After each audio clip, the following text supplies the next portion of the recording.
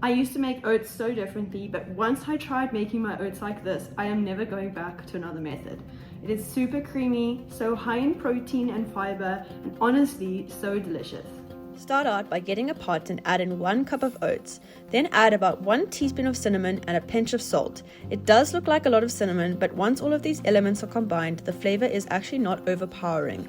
However, if you don't like the taste of cinnamon, then reduce the amount. I then take some boiling water and add that over the oats.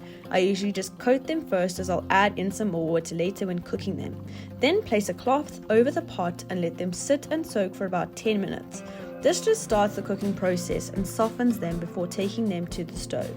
Once you lift the cloth up, you'll see that the oats have already soaked up a lot of the water. I will then take the oats to the stove and start the cooking process on a low heat. I added some more water in since the oats had soaked a large amount of it up. I then use a small spatula to stir whilst cooking these oats, since it can actually get into the sides of the pot really well. This is actually a silicone one and it works great. Starting it on a low heat will ensure that they don't burn and actually cook through properly. After about 5 to 10 minutes on a low heat, I finish the last 2 minutes off with a higher heat, finishing off the cooking process.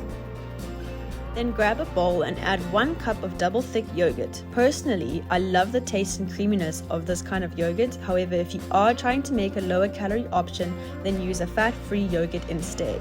Incorporating the yogurt into the oats makes it so creamy and tasty, and additionally has a great source of protein into your meal.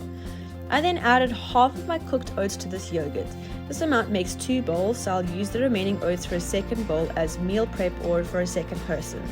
To add even more protein into the meal, I mixed about 1 scoop of whey protein powder, and then I used some natural sweeteners and added them in too.